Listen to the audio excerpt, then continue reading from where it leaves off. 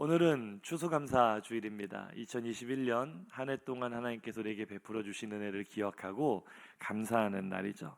조금 전에 말씀드렸지만 예배당에 들어오는 입구에서부터 우리 유치부, 유초등부가 추수감사 장식을 너무나 멋지게 잘 해줬어요. 그래서 들어오면서부터 추수감사 주일이구나 느낌이 더 확 다가오고, 꽃꽂이를 봐도, 과일 장식을 봐도 너무나 추수감사에 잘 어울리고 있죠. 우리가 마땅히 하나님께 감사를 해야 되는데 마냥 감사만 하기에는 어떤 분들이 마음이 좀 어려우신 분들도 계실 것 같아요. 왜냐하면 이 코로나 팬데믹이 너무나 오랫동안 지속이 되어 왔잖아요. 감사해야 되는 건 아는데 지금 우리 앞에 닥쳐있는 이 상황이, 환경이 감사하기에는 너무나 어렵다, 너무나 힘들다, 이렇게 말씀하시고 생각하시는 분들이 계실지도 모르겠어요. 그런데 제가 말씀을 준비하며 묵상하다가 하나님께서 이런 감동을 주시더라고요. 조개의 눈물이 쌓이고 또 쌓여서 진주가 만들어지는 것처럼 감사라는 것은요, 감사할 만해서 감사하는 것이 아니라 최악의 환경 속에서, 최악의 상황 속에서 빚어지는 가장 아름다운 보석인 줄로 믿습니다. 한번 인사하시죠. 감사는 최악의 환경에서 빚어지는 보석입니다. 정말 그렇게 믿으십니까? 지난주에 다니엘 기도회를 하는데 하루는 제가 계속 신경 쓰이는 게 이 로비의 행복의 시작 예수 그리스도, 여기 조명이 세 가닥이 딱 비추게 돼 있거든요. 근데 그 중에 불이 하나가 안 들어온 지 꽤 됐어요. 모르셨죠? 관심 있는 분들은 보셨고, 저는 계속 신경이 쓰였는데 제가 다른 일로 바빠서 신경을 못 쓰다가 그날은 이제 그 조명을 구해 왔어요. 그래서 다니엘 기도회 마치고 또 한동안 기도하다가 이제 성도들 다 대부분 가셨을 때 이제 로비에 나가서 그것을, 간단하거든요, 그거 다는 거는, 달고 있는데 갑자기 문이 열리면서 용이가 나오는 거예요. 그래서 저를 보고 딱 하는 말이, 목사님 제가 뭐 도와드릴까요?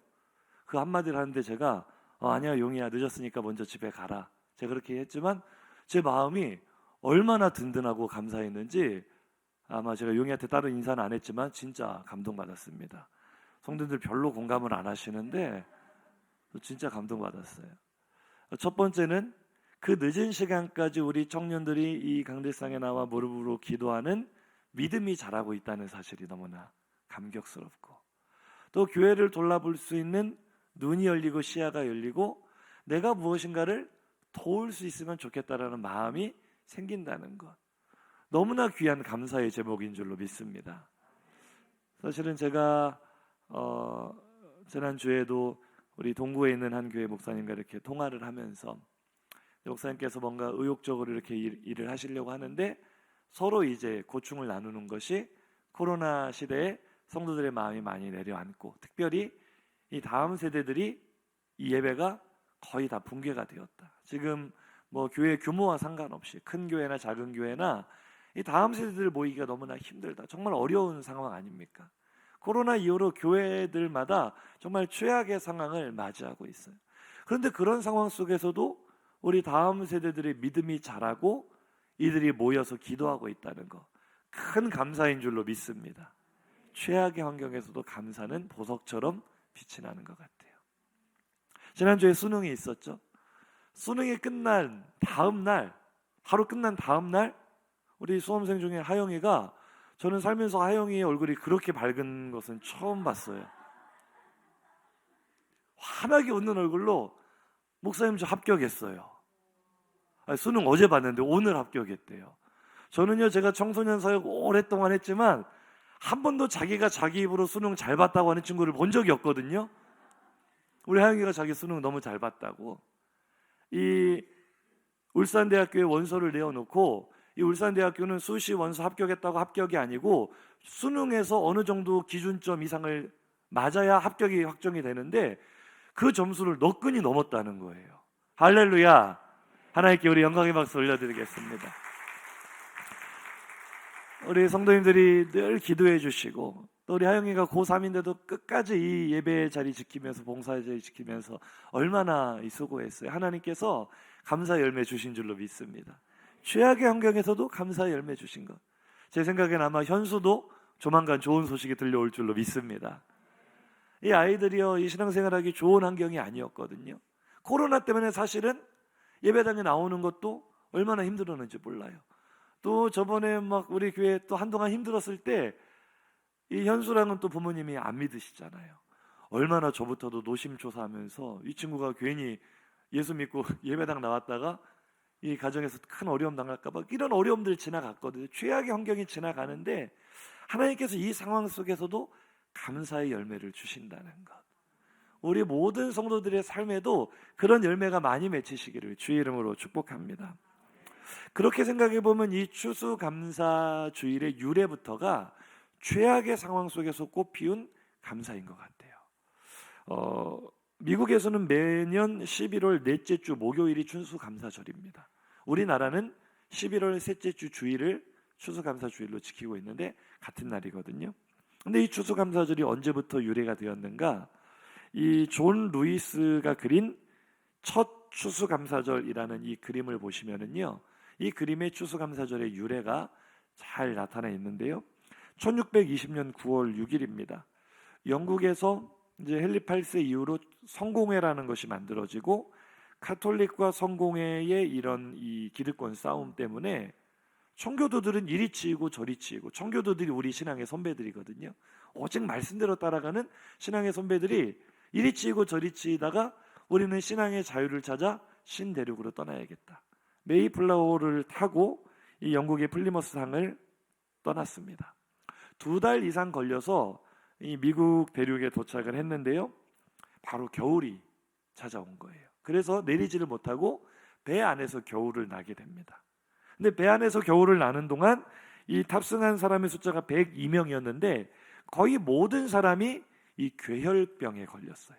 풍토병에 걸려서 굉장히 고열에 시달리고 뭐 약도 변변치 않고 배 밖으로 나가도 뭐 삶의 터전이 없으니까 그러는 동안에 102명 중에 거의 절반이 죽었습니다. 최악의 상황이었죠. 결국 겨울을 겨우 나서 다음해 4월에 배에서 내렸을 때 그들이 배에서 내린 숫자는 53명이었어요. 53명. 그러니 거의 절반이 죽고 절반이 배에서 내린 이런 최악의 상황. 그래도 이 신대륙에서 어떻게든 뿌리를 내려보려고 사투를 벌이는 거예요. 밀과 보리를 심어보기도 하고 이 곡식을 거두려고 했지만 아무 수확을 거두지를 못했어요. 기후도 다르고 토양도 다르고 하나님은 원망할 수밖에 없는 이런 망연자실한 상황 속에서 원주민들이 도움의 손길을 내밉니다. 연명할 수 있는 옥수수를 가져다 주고 물고기 잡는 법을 가르쳐주고 이 옥수수와 이 곡식들의 종자도 줬어요. 재배법도 가르쳐줬어요. 그래서 겨우 그들이 그 해를 나면서 살아남습니다. 그리고 이듬해 첫 추수를 해서 이 청교도들이 감사한 마음을 담아 원주민들을 초청을 했어요. 파티를 벌인 거죠. 이때 이 생존자들은 53명이었는데 이 초청된 원주민들은 90명이 넘었다 그래요. 그래서 그들의 전통대로 사흘 동안 축제를 벌였는데 그때 원주민들이 가져온 게 칠면조와 옥수수, 감자 이런 풍성한 곡식들을 가지고 와서 함께 축제를 벌인 것이 오늘날 추수감사절의 유래가 된 거죠.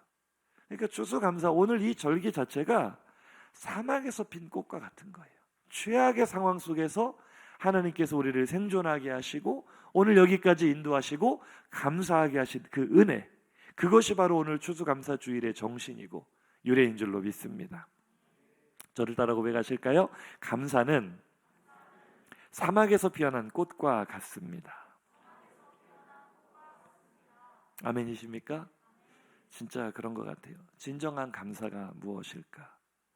모든 것이 풍족하기 때문에 하는 것이 감사가 아닙니다. 혹은요, 내 상황이 다른 사람보다 조금 낫기 때문에, 다른 사람보다는 그래도 내가 조금 낫기 때문에 하는 것도 하나님이 기뻐하시는 그런 감사는 아니에요. 진정한 감사는요, 상황이나 환경에 영향을 받지 않는 것입니다. 최악의 환경이어도 내 인생이 박토 같고 광야 같아도 그것과 상관없이 오직 하나님 한 분만으로 인하여 감사할 수 있는 것, 그것이 하나님이 기뻐하시는 진짜 감사인 줄로 믿습니다. 마치 하박국처럼요.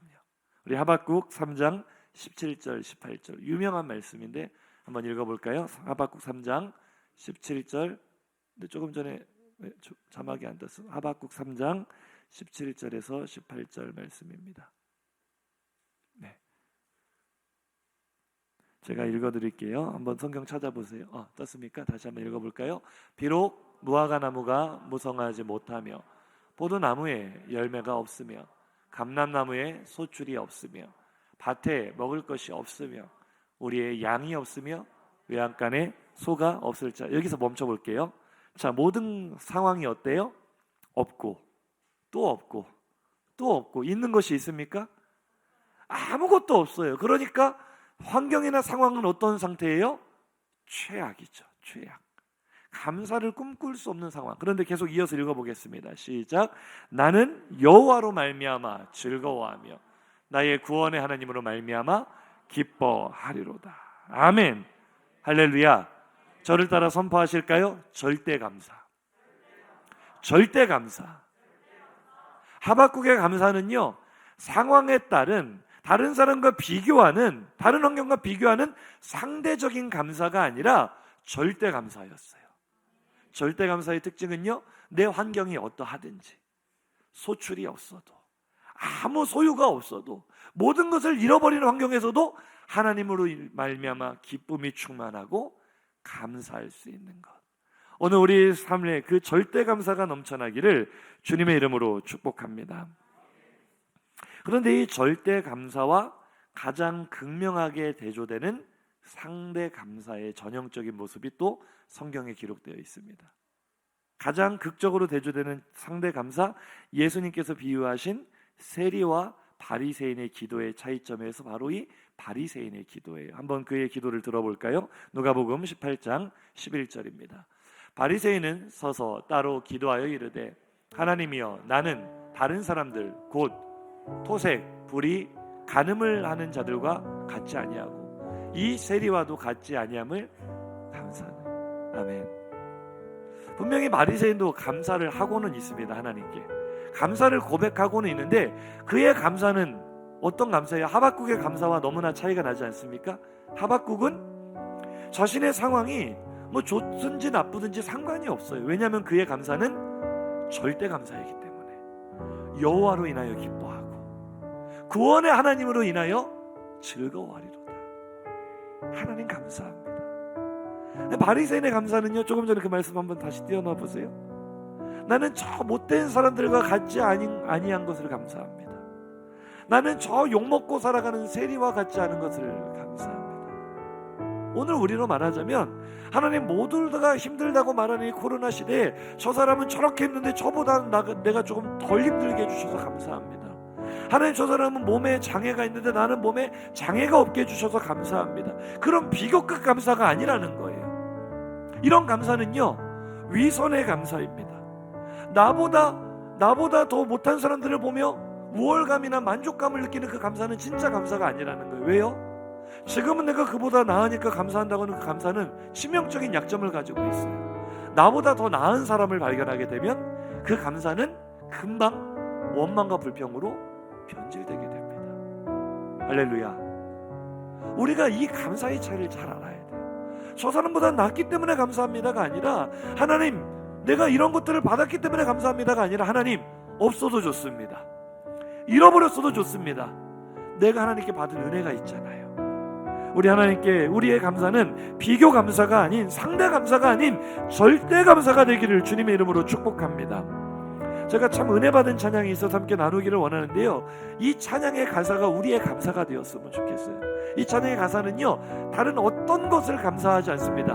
오직 나의 감사예요. 내게 베푸신 은혜에 대한 감사. 우리 감사 함께 찬양하겠습니다. 오늘 숨을 쉬는 것 감사합니다. 오늘 숨을 쉬는 것 감사, 나를 구원하신 것 감사, 내 뜻대로 안 돼도 주가 인도하신 것, 모든 것 감사. 내게 주신 모든 것, 내게 주신 모든 것 감사. 때론 감사. 내게 고난 주셔서 주 뜻 알게 하신 것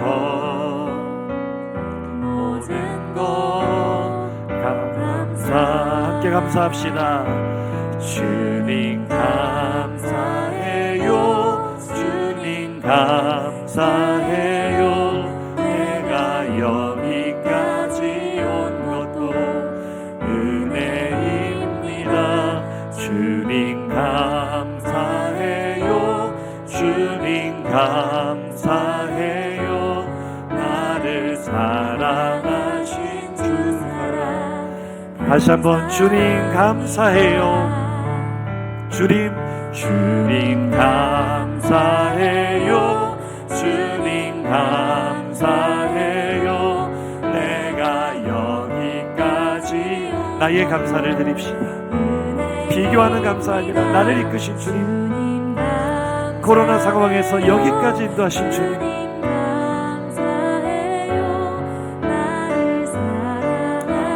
주 사랑 감사. 우리 한 번 더 감사할까요? 항상 주 안에 있음 감사합시다. 항상 주 안에 있음 감사. 참된 소망 주심도 감사. 나 같은 사람도 자녀 삼아 주신 것 모든 것 감사. 주님 감사합니다. 주님 감사해요. 주님 감사해요. 내가 여기까지 온 것도 은혜입니다. 주님 감사해요. 주님 감사해요. 나를 사랑하신 주 사랑. 한 번만 더 고백하죠. 주님 감사해요.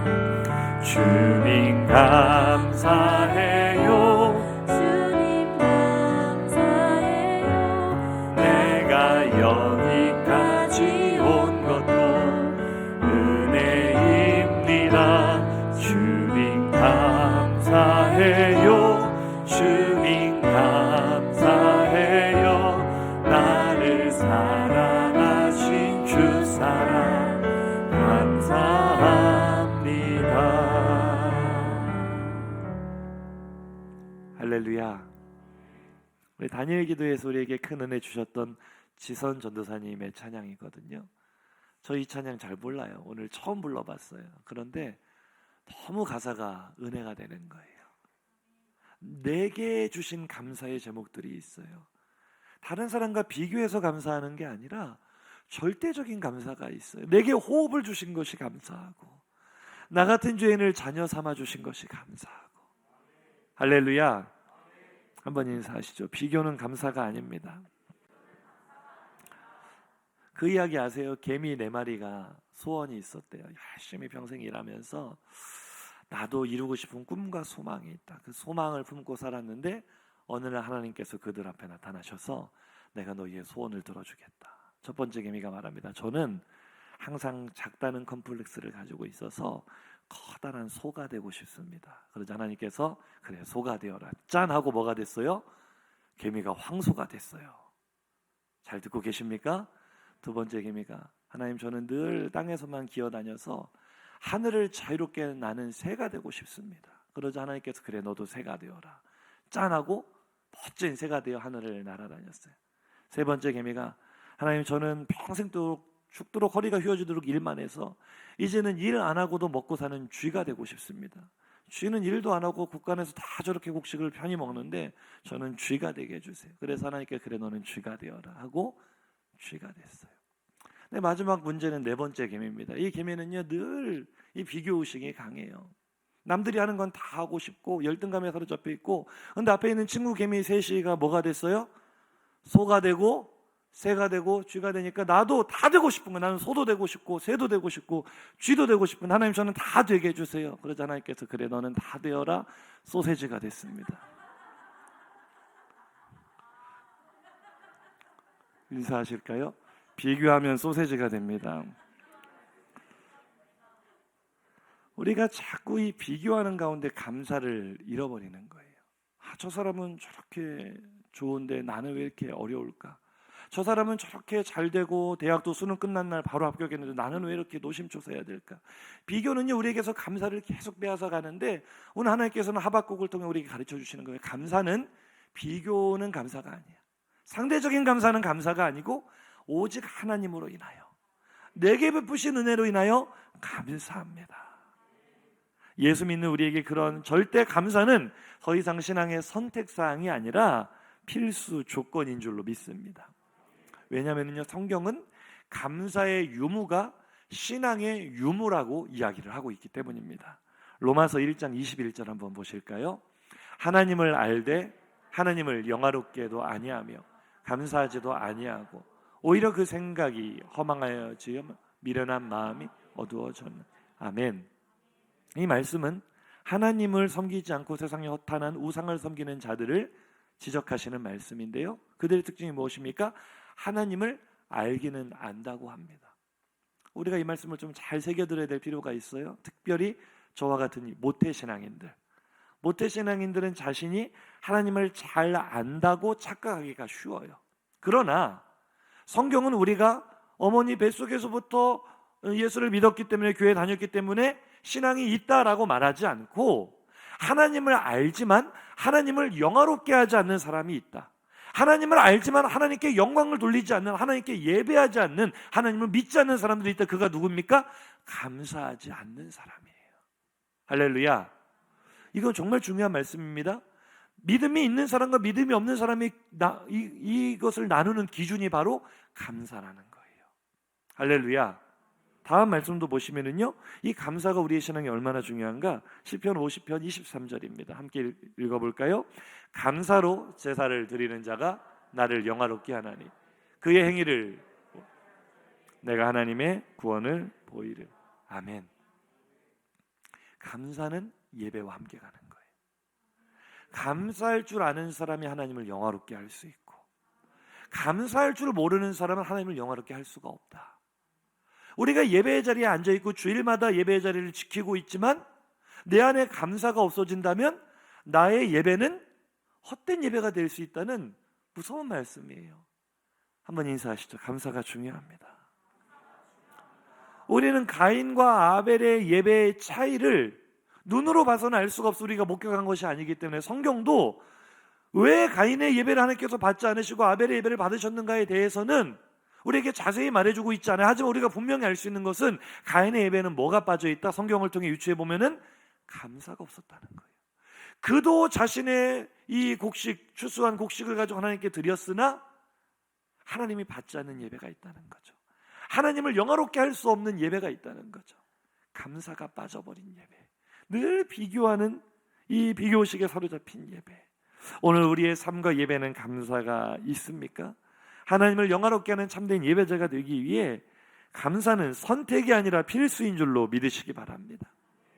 감사가 이처럼 중요한 것이기에 오늘 본문은 짧은 3절의 말씀 속에서 우리에게 감사라는 명령을 3번이나 반복을 합니다. 각 절마다 감사라는 말씀이 빠지지가 않아요. 그래서 오늘 본문을 묵상을 해보면요, 감사에 대한 3가지 명령으로 이루어져 있어요. 한번 살펴볼까요? 첫 번째 명령은 무엇입니까? 화면을 보시고 한번 읽어보겠습니다. 첫 번째, 감사하는 자가 되라. 오늘 본문이 우리에게 주는 첫 번째 명령은 감사하는 자가 되라는 거예요. 15절입니다. 함께 읽습니다. 그리스도의 평강이 너희 마음을 주장하게 하라. 너희는 평강을 위하여 한 몸으로 부르심을 받았나니 너희는 또한 감사하는 자가 되라. 아멘.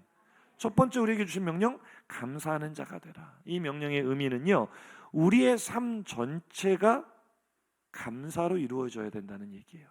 감사하는 자가 된다는 것은 습관 자체가, 체질 자체가 감사 체질이 되어서 누울 때도 감사, 일어날 때도 감사, 범사에 감사하는 사람이 되어라. 언제 어떤 상황에서도 감사하는 사람이 되어야 된다. 이런 명령인 줄로 믿습니다. 두 번째 명령은 무엇입니까? 화면 보시고 크게 선포해 볼까요? 두 번째 명령 시작. 감사하는 마음으로 예배하라. 자, 오늘 보면 16절입니다. 함께 읽습니다. 그리스도의 말씀이 너희 속에 풍성히 거하여 모든 지혜로 피차 가르치며 권면하고 시와 찬송과 신령한 노래를 부르며 감사하는 마음으로 하나님을 찬양하고. 아멘. 시와 찬미와 신령한 노래, 감사 찬양, 이거는 우리의 공 예배를 나타내는 거죠. 감사하는 사람, 두 번째 명령은요, 하나님을 예배하는 예배의 이 재료, 하나님께 예배하는, 하나님을 영화롭게 하는 도구가 바로 감사이기 때문에 감사를 재료로 하여 하나님이 받으실 만한 예배를 올려드리라는 명령인 줄로 믿습니다. 조금 전에 살펴봤잖아요. 감사가 없는 예배는 하나님이 받지 않으신다. 우리가 이 명령을 우리에게 이제 적용을 해봐야겠죠. 오늘 나의 예배는, 이 자리에 앉아있는 오늘 나의 예배는 감사가 넘치는가, 하나님의 은혜에 대한 감격이 넘치는가, 그렇게 되시기를 주님의 이름으로 축복합니다. 마지막 세 번째 명령은 무엇입니까? 화면 보시고 선포할까요? 세 번째, 시작. 하나님께 감사하라. 본문 17절입니다. 함께 읽습니다. 또 무엇을 하든지 말에나 이래나 다 주 예수의 이름으로 하고 그를 힘입어 하나님 아버지께 감사하라. 아멘. 세 번째는 간단하죠. 하나님께 감사하라. 짧은 명령이지만 이 명령 속에는요, 하나님이 베푸신 은혜를 기억하라는 전제가 깔려 있습니다. 무엇으로 감사할 것인가? 오늘 추수감사주일이 어떤 날이라 그랬죠? 한 해 동안 내게 베푸신 은혜를 헤아려 보며 하나님께 감사하는 날인 줄로 믿습니다. 그러니까 우리가 하나님께 감사하기 위해서는 하나님의 은혜를 먼저 깨달아야 되고, 그것을 하나님께 감사라는 명령이죠. 그렇게 감사하시기를 주의 이름으로 축복합니다. 자, 세 가지 명령을 살펴보았습니다. 감사하는 자가 되라, 감사로 하나님을 예배해라, 하나님께 감사해라.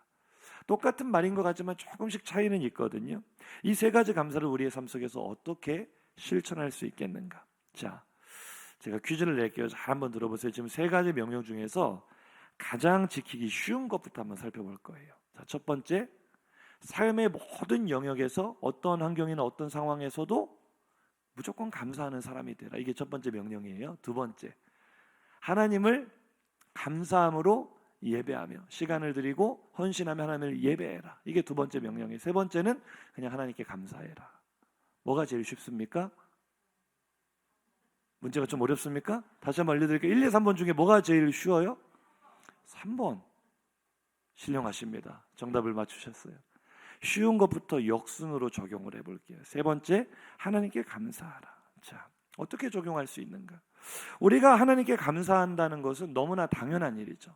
사실은 쉬운 일입니다. 그런데 어떤 사람에게는 이 쉬운 것이 정말 어렵습니다. 제가 조금 전에 힌트를 다 드렸거든요. 누구에게 이것이 어려울까요? 은혜를 깨닫지 못하는 사람. 은혜를 모르는 사람은 하나님께 감사하기가 너무나 어려운 거예요. 감사할 게 있어야 감사를 하죠. 내가 받은 것이 있어야 감사를 하죠. 은혜를 모르니 감사할 이유가 없다. 그런데요, 오늘 본문은 우리가 하나님께 감사할 수 있는 그 방법을 이렇게 가르쳐 줍니다. 17절을 다시 한번 볼까요? 시작. 또 무엇을 하든지 말에나 이래나 다 주 예수의 이름으로 하고 그를 힘입어 하나님 아버지께 감사. 아멘. 우리가 하나님께 감사라는 쉬운 명령을 알고 있으면서도 그걸 잘하지 못하고 있다면 이유는 하나입니다. 말이나 일이나 우리의 모든 삶이 예수의 이름이 중심이 아니라 여전히 내 이름이 중심이 되어 있으면 감사가 잘 되지 않을 거예요.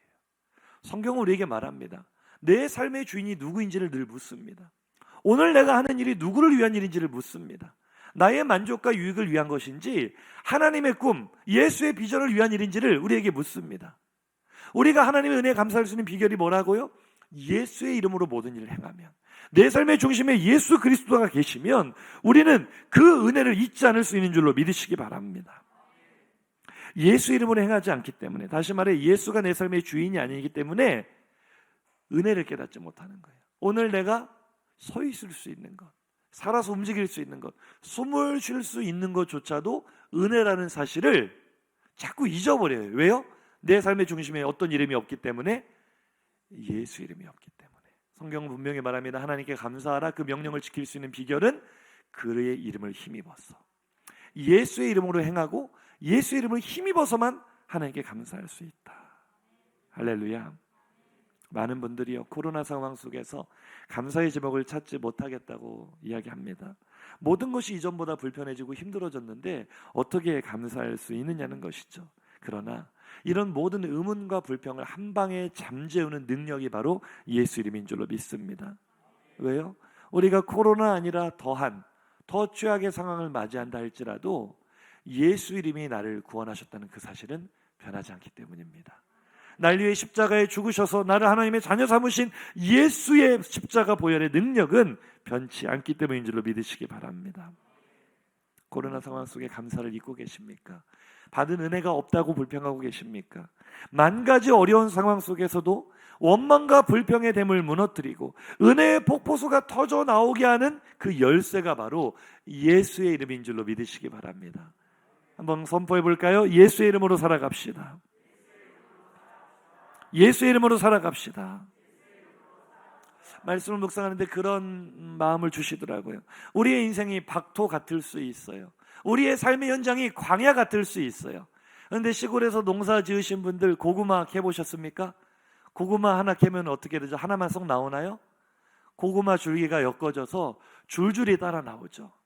우리 인생의 광야 같고 박토 같을 때 우리가 거기서 캐내야 될 열매는요, 예수 이름으로 말미암는 감사의 열매인 줄로 믿으시기 바랍니다. 다른 모든 거 다 잃어버려도 구원의 은혜는 감사할 수 있잖아요. 다른 모든 상황이 최악이어도 하나님, 나 같은 죄인을 다시 살려 하나님의 자녀 삼아주심 감사할 수 있잖아요. 그 감사의 열매 하나만 캐내면은요, 우리의 삶이 박토 같고 광야 같아도 줄줄이 감사의 열매들이 딸려 나올 줄로 믿으시기 바랍니다. 그래서 이게 제일 기초가 되는 감사라는 거예요. 예수 이름으로 감사하라. 예수의 이름으로 감사하며 살아가시기를 주님의 이름으로 축복합니다. 두 번째, 자 이제 조금 난이도가 올라갑니다. 하나님께 감사하는 것. 다른 거 다 몰라도 예수께서 나를 구원하셨다는 그 은혜 때문에 감사하는 것 할 수 있으시겠으면 아멘. 자 이제 두 번째 단계 넘어가야겠죠. 자 이번에는 뭡니까? 그 감사하는 마음을 가지고 어떻게 하라고 했죠?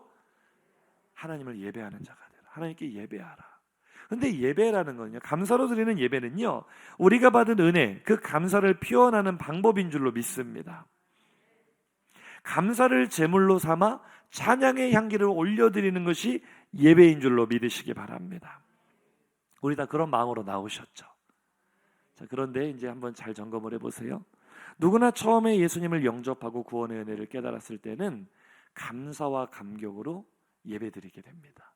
예배가 그렇게 기쁘고 행복할 수가 없어요. 그런 경험이 다 있으신 줄로 믿습니다. 문제는 우리가 죄인이라 감사로 예배해야 된다는 사실을 알면서도 시간이 흐를수록 우리의 예배의 열정이 점점 식어진다는 거죠. 감사가 예배의 제물이다, 재료다라고 말씀을 드렸는데 자꾸만 감사와 감격으로 날마다 예배 드리면 얼마나 좋겠어요. 그렇게 되기를 축복합니다. 근데 우리의 예배가 자꾸 습관화 될 때가 있어요. 의무감으로 마지못해 드리게 될 때도 있어요. 우리의 예배가 변질될 때가 있다고요. 자꾸만 열정이 식어져요. 매너리즘에 빠져요. 왜 그럴까요? 한번 인사하시죠. 감사의 땔감이 부족하기 때문입니다. 예배는 성령의 불이 임하시는, 예배의 불꽃이 타올라야 살아있는 예배인 줄로 믿습니다. 그런데 이 예배의 불꽃이 타오르기 위해서는 땔감이 끊임없이 공급이 돼야 돼요. 감사라는 땔감이 공급이 돼야 되는데 감사라는 땔감의 공급이 멈춰지면 우리 예배의 불이 꺼져버리는 거예요. 식어버리는 예배가 되는 거예요. 자, 그럼 그 땔감은 어디서 구해올 수 있습니까? 오늘 성경에 다 답이 나와 있습니다. 16절 다시 한번 읽어보시죠. 시작. 그리스도의 말씀이 너희 속에 풍성히 거하여 모든 지혜로 피차 가르치며 권면하고 시와 찬송과 신령한 노래를 부르며 감사하는 마음으로 하나님을 찬양하고. 아멘. 할렐루야. 우리의 예배에 감사의 땔감이 끊임없이 공급돼야 그 불이 타오르는데 감사의 땔감은 어디서 구할 수 있다고요? 그리스도의 말씀이 내 안에 풍성할 때 우리는 마르지 않는 샘처럼 감사가 넘쳐르게 될 줄로 믿으시기 바랍니다. 처음부터 성경 말씀을 다 알고 예수 믿는 사람은 아무도 없습니다. 하나님의 말씀, 이 진리의 말씀의 기쁨을, 그 맛을 알면서 예수 믿는 사람은 아무도 없어요. 처음 예수 믿을 때는 누구나 아주 짧고 간결한 복음의 메시지 한마디입니다. 예수는 하나님의 아들이시다. 그가 너희의 죄를 대신하여 십자가에 죽으셨고 다시 살아나셨다. 예수를 영접하면 우리는 살아서도 천국을 누리고 죽어서도 천국에 가는 구원받은 하나님의 백성이 된다. 이 복음의 메시지가 우리 심령에 다가왔을 때 우리가 예수 영접하고 하나님의 자녀가 된 줄로 믿습니다. 그런데 평생 그 짧은 쪽지와 같은 작은 편지 하나 손에 들고 신앙생활 할 수 있느냐? 아니라는 거예요. 처음에는 그 감격으로 신앙생활을 시작했지만 땔감이 공급되려면 우리가 뭐를 펴야 돼요? 하나님의 말씀을 펴면은요, 무한한 은혜가 그 속에서 샘솟게 되는 줄로 믿으시기 바랍니다.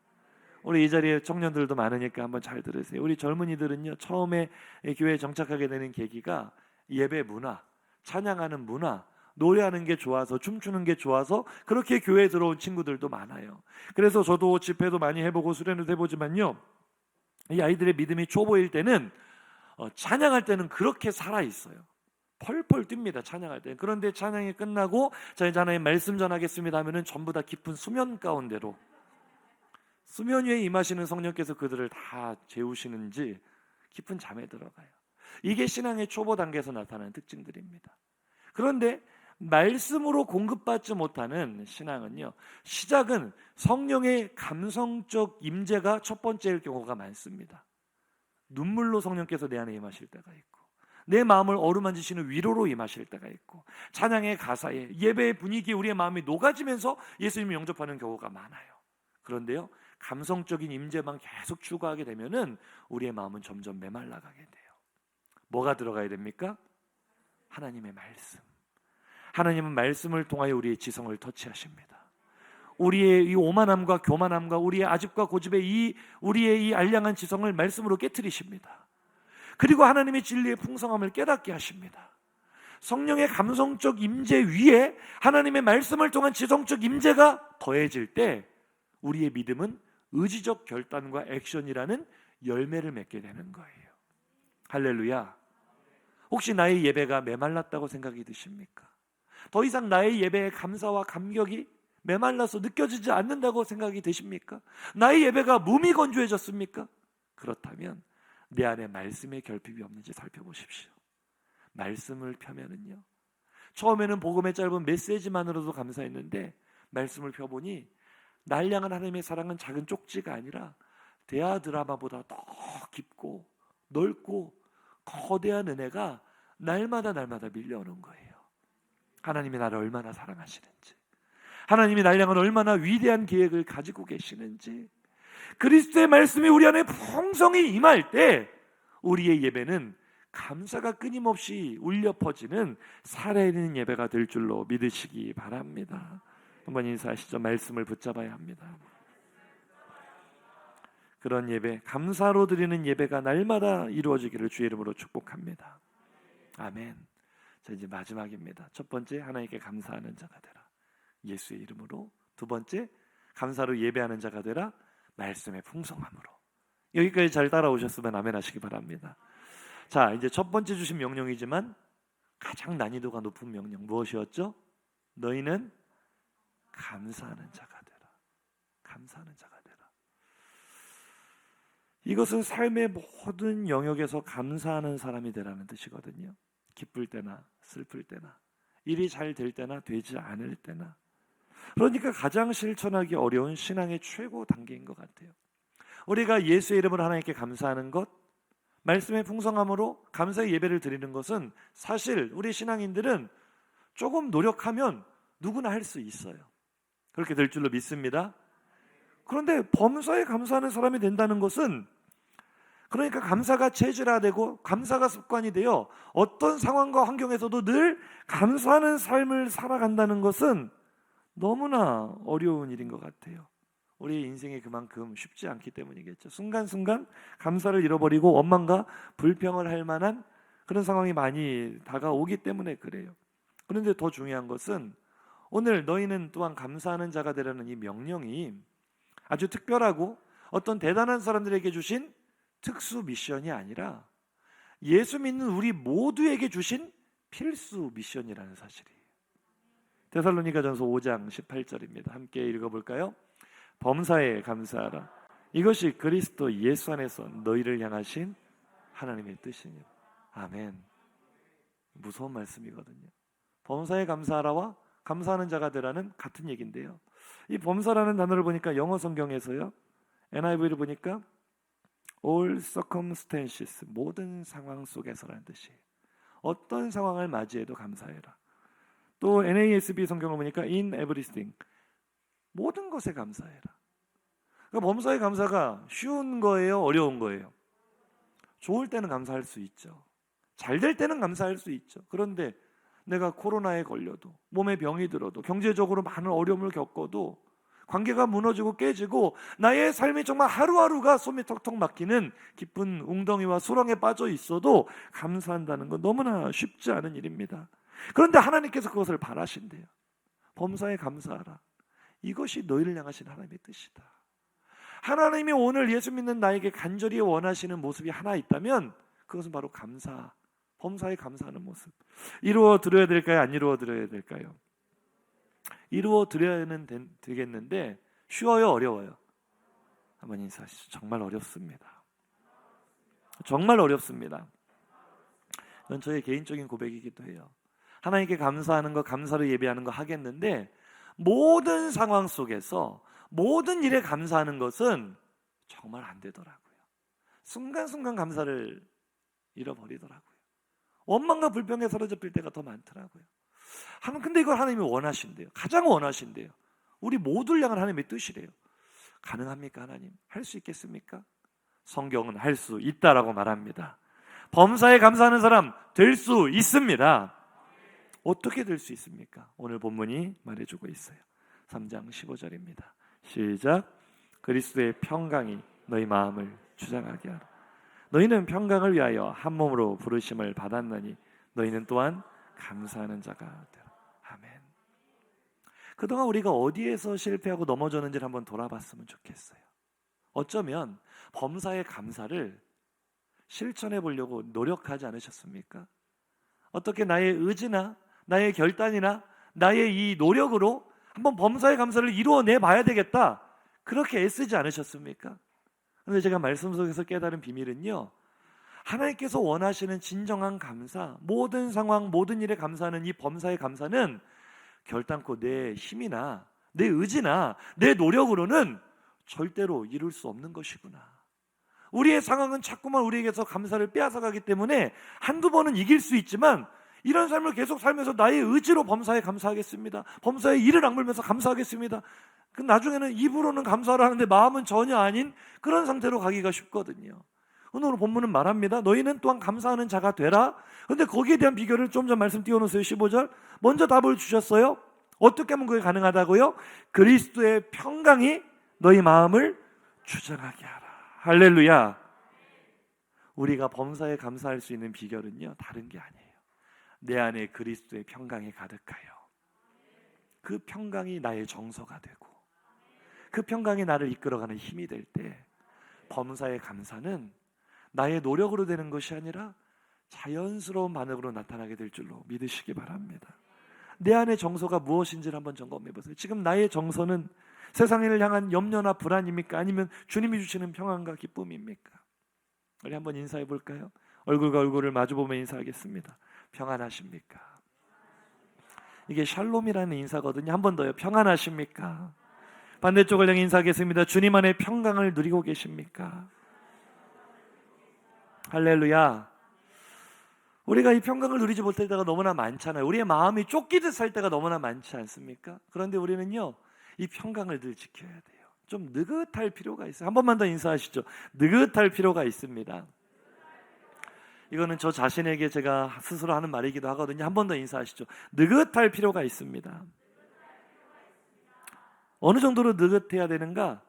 만약에 우리가 지갑을 잃어버리는 한이 있어도 여유 있게 웃을 수 있는 느긋함이 있으시기를 주의 이름으로 축복합니다. 어떤 남자가 부부 동반 여행을 하다가 지갑을 잊어버렸어요. 큰일 났잖아요. 여행을 해야 되는데 현금도 있었고 카드도 있었습니다. 주변 일행들이 더 많이 걱정을 하는 거예요. 빨리 경찰에 신고를 해야 된다. 그런데 이 사람이요, 느긋합니다. 괜찮아요. 천천히 하죠. 뭐 느긋합니다. 이상하잖아요. 그래서 주변 사람들이 더 상화해요. 아니, 현금이야 못 찾는다고 할지라도 지금 빨리 은행에 전화를 해서 카드라도 정지를 시켜놔야 더 큰 피해를 막을 수 있으니까 빨리 은행에 전화를 해서 카드를 정지를 시켜라. 그랬더니 이 사람이요, 괜찮아요, 천천히 해도 됩니다. 지갑 잃어버린 것도 감사합니다. 와, 믿음의 완성 단계 아닙니까? 어떻게 지갑을 잃어버려도 감사할 수 있는 거? 옆에 있던 사람이 너무나 그 비결이 궁금해서, 아니 어떻게 지갑을 잃어버리고도 감사할 수 있어요? 물어보니까 그분이 살짝 귀에다 대고 속삭이기를, 도둑이 신용카드를 아무리 써봐야 우리 아내만큼 쓰겠습니까? 차라리 잘 된 겁니다. 한번 인사하시죠. 느긋할 필요가 있습니다. 우스갯소리였지만 내 아내는 손해를 보거나 어려운 일을 당해도 웃을 수 있는 여유가 있습니까? 상황이 내 뜻과 정반대로만 흘러가도 주님 주시는 평강을 누리려는 마음이 있습니까? 다시 한번 말씀드립니다. 감사는 내가 애쓰고 노력해서 할 수 있는 것이 아니에요. 그런 감사는요, 기껏해야 일시적 감사입니다. 기껏해야 상대적 감사입니다. 지금은 감사할 수 있어요. 그런데 범사의 감사는 안 돼요. 내가 상대적으로 비교해서 감사할 수는 있어요. 그런데 더 나은 사람을 보면 그 감사는 원망으로 바뀌어버려요. 한 번 더 인사하시죠. 감사는 노력으로 안 됩니다. 감사는 의지로 안 됩니다. 어떻게 돼요? 우리가 할 수 있는 것은, 우리가 구할 수 있는 것은, 하나님 오늘 말씀해 주신 이 방법처럼, 이 비결처럼 그리스도의 평강이 나를 충만히 나에게 임하여서 나를 주장하게 하여 주시옵소서. 범사의 감사는 내 안에 가득한 주님이 주시는 평강으로부터 샘솟는 것인 줄로 믿으시기 바랍니다. 신약 성경에서 오늘 이 본문의 평강, 이 단어요, 혹은 평안이라는 단어요, 혹은 화평이라는 단어요, 모두 다 헬라어로는 한 가지 단어를 씁니다. 바로 에이레네라는 단어입니다. 우리 오늘 예배당 들어오실 때 이 2층 예배당 홀 이름이 뭐죠? 에이레네 홀. 우리 교회가 화평교회니까 제가 에이레네 홀이라고 이름을 붙였어요. 에이레네. 그런데 이 우리 안에 임한 에이레네는 어떠한 상황과 환경에도 흔들리지 않는 것인 줄로 믿습니다. 왜냐하면요, 내 안에 보배로 임하신 예수께서 평강의 왕이시기 때문에. 아멘이세요? 화평의 왕이시기 때문에 내 안에 예수님이 계시다면 내 안에 평강은 빼앗기지 않는 줄로 믿으시기 바랍니다. 그러니까 그리스도의 평강이 내 마음을 주장하게 하라라는 이 말씀은요, 이 질문이에요. 내 안에 보배 되신 예수님을 모시고 살아가는가? 내 안에 평강의 왕이신 예수님을 주인으로 모시고 살아가는가? 아니면 내 안에 다른 것이 주인이 되어 주인 노릇하며 살아가는가? 삶의 주도권에 대한 질문입니다. 오늘 내 마음과 삶을 주도적으로 이끌어가는 주도권은 주님께 있습니까? 주님이 주시는 평강으로부터 나옵니까? 아니면 세상의 염려와 불안으로부터 나옵니까? 한번 인사하시죠. 성도님의 삶의 주도권은 어디에 있습니까? 시사 용어 중에 헤게모니라는 말이 있죠. 들어보신 분 계실 거예요. 헤게모니. 원래 독일어인데요, 이 말의 뜻은 주도권, 통치권, 지배권, 패권이란 뜻입니다. 헤게모니. 근데 사실 이 독일어가 이 신약 성경을 기록한 헬라어 어원에서 나왔거든요. 헤게모니아. 그러니까 오늘 우리가 범사에 감사할 수 있는 신앙의 원리가 무엇입니까? 따라 하실까요? 에이레네 헤게모니아. 내 안에 가득한 에이레네, 그리스도의 평강이 내 삶을 주도해가는 삶, 에이레네 헤게모니아. 그 삶이 우리 안에 이루어질 때 범사의 감사가 이루어질 줄로 믿으시기 바랍니다. 그래서 빌립보서 4장 6절 7절 이렇게 말하고 있죠. 한번 읽어볼까요? 아무것도 염려하지 말고 다만 모든 일에 기도와 간구로 너희 구할 것을 감사함으로 하나님께 아뢰라. 그리하면 모든 지각에 뛰어난 하나님의 평강이 그리스도 예수 안에서 너희 마음과 생각을 지키시리라. 아멘. 성경을 보면 늘 감사와 평강이 함께 갑니다. 감사하는 자에게 평강이 임하고 평강이 임한 자가 감사가 나오고, 오늘 본문인 골로새서나 조금 전에 우리가 읽었던 말씀인 빌립보서나 모두 다 바울이 감옥 속에서 쓴 옥중서신입니다. 감옥 속에서 평강할 일이 뭐가 있겠어요? 감사할 일이 뭐가 있겠어요? 그런데 바울은 말합니다. 어떤 상황 속에서도, 하는 일이 잘 되지 않아도 코로나 때문에 정말 숨쉬기가 어렵고 살기가 어려워도 아무것도 염려하지 말고 감사함으로 아뢰자고요. 그때 우리 안에 평강이 임하고, 평강이 내 삶을 이끌어가는 주도권을 발휘하게 될 때 우리 안에는 끊임없는 범사의 감사가 샘솟게 될 줄로 믿으시기 바랍니다. 우리 추수감사주일에 억지 감사가 아닌 진짜 감사해야 되지 않겠습니까? 오늘 말씀을 마음에 새기시면서, 하나님, 지금까지 나의 감사는 노력에 의한, 의지에 의한, 내가 참 애쓰는 것에 의한 그런 감사가 아니었습니까? 오늘 주신 말씀대로 에이렌의 헤게모니아, 그리스도의 평강이 내 삶을 주도적으로 이끌게 하여 주옵소서. 그리스도의 평강이 내 삶의 주도권을 발휘하게 하여 주옵소서. 평강이 이끌어가는 삶, 내 삶에 늘 주님이 주시는 평화가 빼앗기지 않는 삶으로 인하여 내 삶에도 언제나 범사의 감사가 넘쳐나 그리스도 안에서 감사하는 사람이 될 수 있도록 역사하여 주옵소서. 우리 그렇게 감사를 고백하는 추수감사주일 되시기를 주의 이름으로 축복합니다. 우리 들은 말씀 생각하시며 감사의 찬양으로 나아가겠습니다. 우리 조금 전 읽었던 빌립보서 4장 6절 7절 말씀에 대한 가사입니다. 한번 우리 인사하실까요? 아무것도 염려하지 말고 구해야 될 것을 감사함으로 하나님께 아뢰시다. 한 번 더 인사하시죠. 감사로 아뢰면 모든 지각에 뛰어나신 하나님의 평강이 마음과 생각을 지키십니다.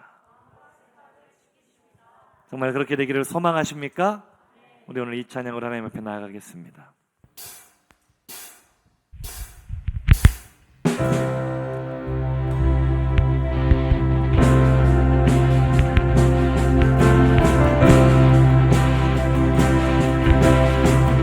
범사의 감사는 나의 힘과 노력으로 되지 않습니다. 오직 지각에 뛰어난 하나님의 평강이 내 안에 임할 때 하나님이 기뻐하시는 범사의 감사가 내 삶에서도 고백될 줄로 믿습니다. 우리 그 사실을 믿으며 함께 선포할까요? 지각에 뛰어난 하나님의, 지각에 뛰어난 하나님의 평강 그리스도 안에서 임하리라.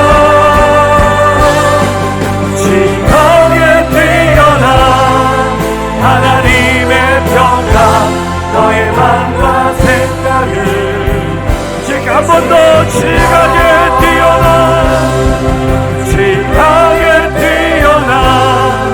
하나님의 평강 그리스도 안에서 임하리라. 지각에 뛰어난 하나님의 평강 너희 마음과 생각을 지키시리라. 아무것도 염려하지 말고 오직 기도와 간구로 아뢰라.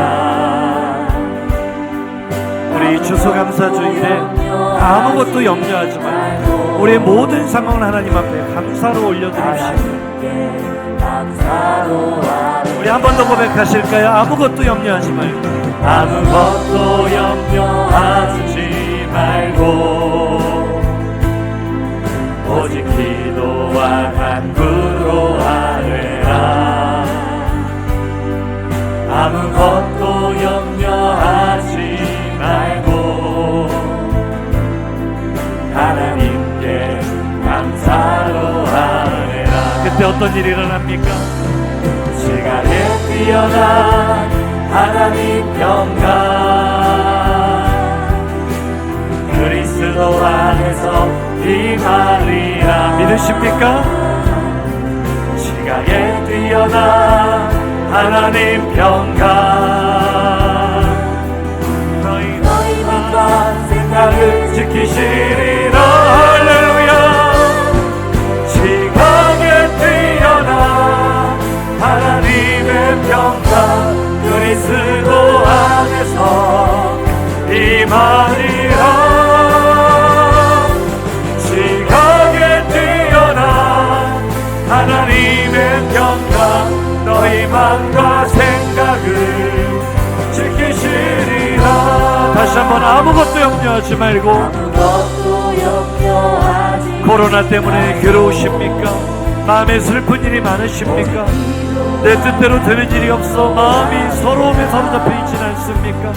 아무것도 염려하지 말고 우리 오늘 이 시간 온전한 감사로 하나님 앞에 나아갑시다. 내 안에 계신 예수 그리스도의 평강으로 인하여 감사합시다. 지각에 뛰어난 하나님 평강, 그리스도 안에서 임하리라. 아멘 아멘. 지각에 뛰어난 하나님 평강, 나의 마음과 생각은 지키시리라. 지각에 뛰어난 하나님의 평강, 그리스도 안에서 임하리라. 지각에 뛰어난 하나님의 평강, 너희 마음과 생각을 지키시리. 지각에 뛰어난 하나님의 평강, 그리스도 안에서 내 안에 임하십니다. 하나님의 평강이 임하십니다.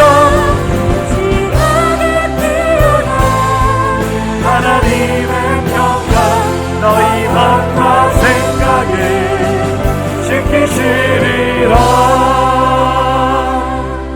할렐루야. 우리 두 주먹을 불끈 쥐고 결단하며 기도합시다. 사랑하는 성도님들, 그동안 감사하려고 애쓰고 노력하고 수고하고 몸부림치지 않았습니까? 정말 최선을 다해 감사하면서도 때만 되면, 일만 일어나면 감사를 빼앗기는 내 모습에 실망하고 낙심하지는 않으셨습니까? 하나님, 우리가 감사하는 자가 되기를 원하시는데 결단코 그것을 우리의 노력이나 의지로 이루라고 말씀하지 않으셨습니다. 하나님께서 우리에게 가르쳐주신 원리는 단 하나, 그리스도의 평강이 너희 마음을 주장하게 하라. 우리가 구해야 될 기도는 너무나 명료해졌죠. 하나님, 내가 의지를 가지고 감사하기 이전에 먼저 예수 그리스도의 평강이 내 안에 충만히 임하여 주시옵소서.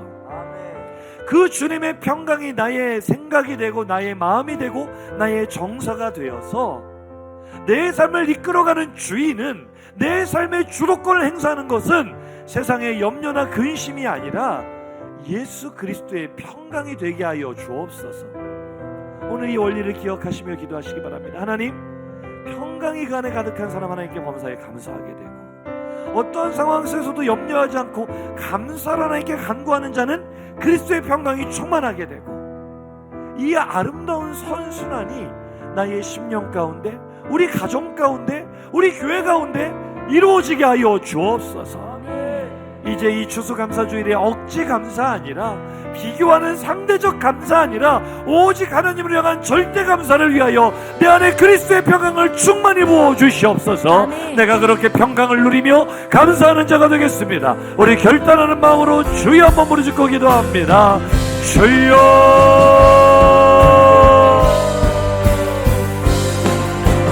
하나님 기도합니다. 결단합니다. 하나님 추수감사주일에 내가 하나님께 드려야 될 감사는 범사에 감사하는 자가 되라. 모든 상황 속에서 모든 일에 감사하는 사람이 되는 것, 범사에 감사하는 사람이 되는 것, 아버지 감사하는 자가 되는 것은 나의 생각과 나의 의지와 노력으로 이루기에는 너무나 불가능해 보이는 미션인데, 하나님 우리에게 오늘 비밀을 가르쳐주시니 감사합니다. 나의 노력과 의지로 이룰 수 있는 감사가 아니라 먼저 내가 구할 것은 그리스도의 평강이